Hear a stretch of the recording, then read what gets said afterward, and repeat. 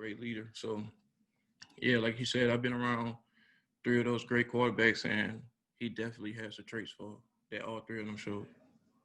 Thank you. Okay, Ryan Aber, the Oklahoman, and then Joe Bettner. Yeah, Adrian, we talked to Bill recently, Beedenbow, and he said you were at least one of the group working at left. Where are you working out right now? And also, what are the challenges of going from right to left and some of the differences there? I mean, I'm working everywhere. Whatever Coach B need me to be at, I'm going. So if I got to go to the left sometimes, if I go to the right, I do what is best for the group. So, I mean, the biggest difference is it's really no difference with it. I mean, probably being able to set different. It's kind of a different type of movement, but it's all practice. The more practice you get out of it, the more comfortable you gonna be with both sides. So it is all. It's been easy for that transition. Appreciate it, Adrian. No problem. Joe Bettner with the Norman transcript, and then Jason Kersey. Adrian, Bill Beedenbow's not really one to sugarcoat anything, and he had a lot of praise for you guys when we spoke with him recently. I'm curious, from your perspective, what's working well for you guys as far as through the summer and through fall camp?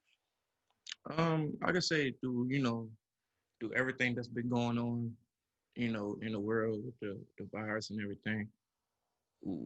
We did a great job as a unit of sticking together and being able to work with each other, communicate with each other, not lose that chemistry, that connection that you got to have within the O-line group. So throughout the summer, I mean, we stuck together. We was together. We talked to each other. We communicated. So, it was the transition and all that. It's great. Like just being able to talk to them every day. So, the mentality is there. I can say that for sure. Like every day we approach it, it's the first time I could truly say like we out there, we all got a connection for each other. We all working to get better. There's no lackadaisical things going on out there on the field. So we all got the mentality that we're trying to get better every day. Thank you.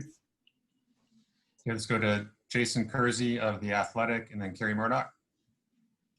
Adrian, can you, Bill was saying how everybody's sort of moved around some and you've been trying out a lot of different combinations. Can you kind of give us an idea of what that's been like for you to bounce around maybe to different positions and how that's all worked out among the group? I mean, like I said, like we all do what's best for the group. We all do what's best for the offense. Yeah, sometimes we got to move for this position. Sometimes Coach B will be like, Adrian, you playing right. Sometimes you coming out and say, Adrian, you playing left.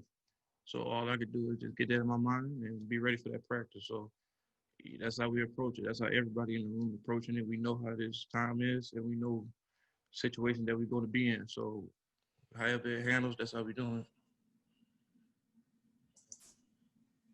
Kerry Murdoch with Sooner Scoop and the Sports Animal, and then John Hoover.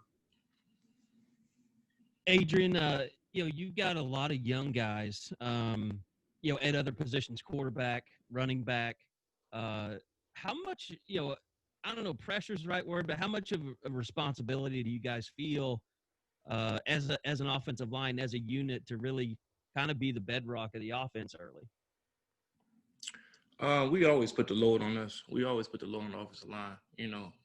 Like Coach Riley say every day, the offense goes how the O-line goes. So, we making sure we have a good approach every practice, every meeting. So we trying to put everything on our back. Like you said, we got a lot of young guys, but we got a lot of young guys that had a lot of leadership and that could play. So we just trying to be like, the big brothers, and, we trying to show a good example for them so they all fall off on us. So we putting everything on our back. How good are those young running backs? Oh, they're great. They're great. Each and every one of them, they special. Thanks, Adrian. Yeah, let's go to John Hoover with SI Sooners, and then Keegan Renault. Okay. So, and you mentioned the young running backs. I want to ask you about the young offensive linemen. As an older, experienced guy now, how much fun is it for you to be able to see those young guys come in, like Andrew Rame? Coach Beedenbow mentioned him as a true freshman who could be competing for time on the depth chart. How much fun is it for you to see those guys come in and compete like they're doing? That's real fun because I know at one point I was in their shoes. I see myself in them, and like you said, we got a lot of great talent on this team this year. Like for example, Andrew Rain, Anton Harrison. We got a lot of players that could play ball, and I'm just happy just to see the competition level go way even up. Because like I said, nobody's job is secure. You know what I mean? So they push me to even go harder at practice. That's how good they are. So it's real fun just going out there every day and not just being with them, playing with them, but also competing with them. You mentioned earlier the big brother role. Does that fit, especially for the offensive line? You like put your arms around them and kind of nurture those guys a little bit? For sure, for sure. Yeah, it's they're young. They're just getting to college. Sometimes there's a lot of pressure, and I've been there before. So any way that I could help for them to make their ride more smoother, I'm gonna be there as a big brother and help them along the way. Because when I was a kid, I was young coming in college. People like Orlando Brown, Cody Ford, Bobby Evans, Ben Powell, they all did it for me. So they showed me the way to do it for them. Thanks, Adrian. No problem. We got time for just a couple more. Keegan Renault of Sooners Wire, and then Brandon Drum. Yeah, Adrian, were you dealing with some lingering injury issues at last season, and how healthy are you heading into 2020?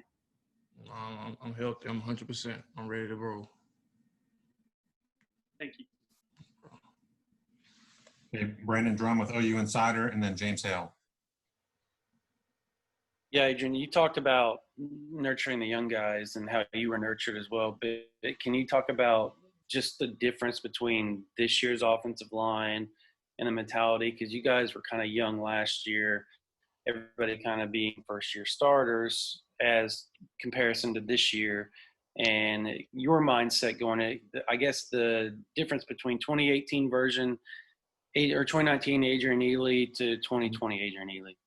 Like you just said, like we only had one starter, come back with, which was Creed, and we kind of, gave him the role of being a leader on the O-line because, we always knew we had 4 new starters on the O-line. So, I could say this year is different because now we know what it's like. We know we've been in those tough games, So now we could also pick up the slack of being a leader, not just Creed. Everybody on the O-line could be a leader because we got the playing time now. So, this year we got a lot of young guys on the O-line. So now that we got the experience, now we could translate to the young guys and get them ready to play. Okay, and last question for Adrian will be from James Hale, KREF. Thanks, Mike. Adrian, you're now an old hand on that offensive team now. How good do you feel like this team is going to be this year? What's the optimism around the offensive unit going into the season? I mean, just coming to practice every day, looking at practice, I could tell this is going to be a special group. There's a lot of competition out there, and that's what you love to see. When you could just go out there and practice, being an older guy and look around, you can see so much talent going around at different drills, different positions. It's amazing to be able to see. So I'm ready for this season, man. It's going to be a special season.